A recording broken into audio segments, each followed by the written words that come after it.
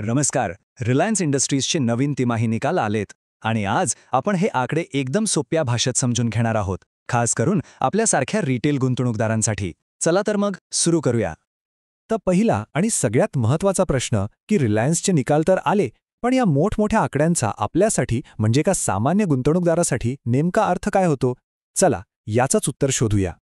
चला तर थेट मुद्द्यावर येऊया. सगळ्यात आधी बघूया ते हेडलाईन नंबर्स, जे आपल्याला कंपनीच्या कामगिरीची खरी स्टोरी सांगतात. ओके, तर सगळ्यात महत्त्वाचं, कंपनीचा निव्वळ नफा तो आहे तब्बल 18,165 कोटी रुपये.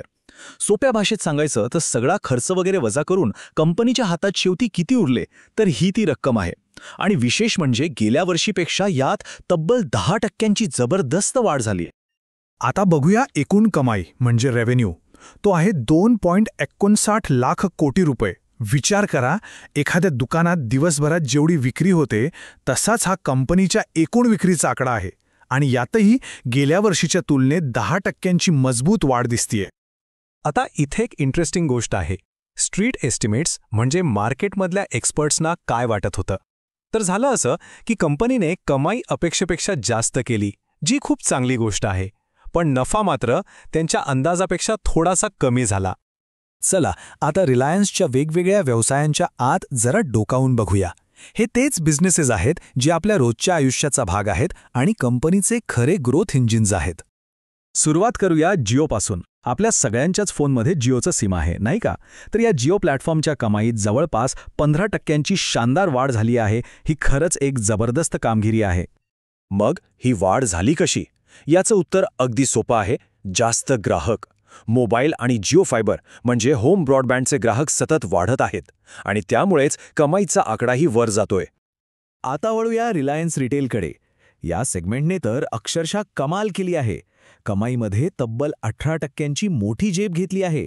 आपण ज्या स्टोअर्समधून किराणा, कपडे किंवा इलेक्ट्रॉनिक्स घेतो, ही त्यांचीच कामगिरी आहे.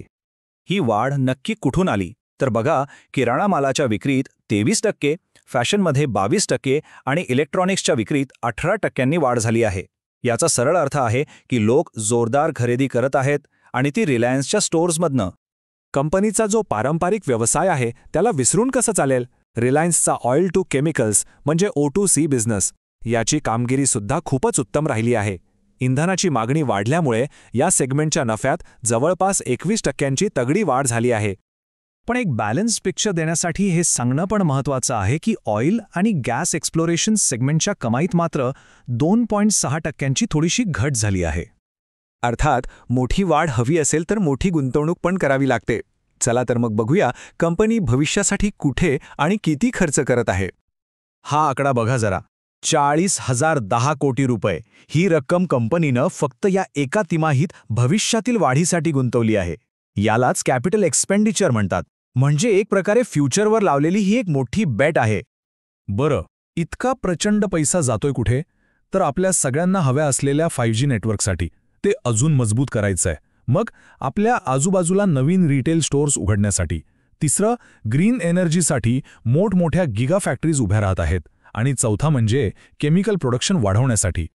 अर्थात मोठ्या गुंतवणुकीसाठी कर्जही लागतं. तर फायनान्स कॉस्ट म्हणजेच व्याजावरचा खर्च हा 6,827 कोटी रुपये आहे. अगदी आपल्या होम लोनच्या EMI सारखं. कर्ज मोठं तर व्याजही जास्त. आणि हा खर्च वाढण्यामागचं मुख्य कारण आहे 5G स्पेक्ट्रममध्ये केलेली प्रचंड गुंतवणूक. चांगल्या नेटवर्कसाठी हा खर्च करणं गरजेचं होतं. चला आता बघूया की कंपनीचे चेअरमन या निकालांबद्दल काय म्हणतात. कंपनीच्या मॅनेजमेंटचा दृष्टिकोन समजून घेऊया. मुकेश अंबानी यांच्या मते ही एक मजबूत आणि टिकाऊ कामगिरी आहे. ते म्हणतात की कंपनीचे व्यवसाय किती लवचिक आहेत आणि भारतीय अर्थव्यवस्थेत जी एक चांगली वाढ दिसतीये त्यामुळेच हे शक्य झालं आहे. त्यांनी जिओचे वाढलेले ग्राहक आणि रिटेलमधील विक्री वाढ या 2 गोष्टींवर खास भर दिला आहे. त्यांच्या मते ही या तिमाहीतील सर्वात मोठी यश आहेत. आता आपण आलो आहोत सगळ्यात शेवटच्या आणि महत्त्वाच्या भागाकडे. या सगळ्या माहितीचा एका गुंतवणूकदारासाठी नेमकं काय अर्थ आहे? चला पाहूया. तर या सगळ्या निकालांवर शेअर बाजाराने काय प्रतिक्रिया दिली? बाजाराने याला पॉझिटिव्हली घेतलं आणि शेअरची किंमत 1.5% वाढली. तर या पूर्ण निकालाचं सार एका वाक्यात सांगायचं झालं तर ते असं आहे: आजची कामगिरी एकदम मजबूत आहे आणि उद्याच्या मोठ्या वाढीसाठी आज मोठी गुंतवणूक केली जात आहे. आणि शेवटी एक महत्त्वाचा प्रश्न जो प्रत्येक गुंतवणूकदाराच्या मनात असेल. ठीक आहे, कंपनी भविष्यासाठी प्रचंड गुंतवणूक करत आहे, हे खूपच चांगलं आहे. पण या गुंतवणुकीचा खरा फायदा गुंतवणूकदारांच्या हातात कधी येणार? तो परतावा कधी दिसायला लागेल? खरं तर हाच तो $1 मिलियन प्रश्न आहे, नाही का, ज्यावर विचार करणं खूप गरजेचं आहे.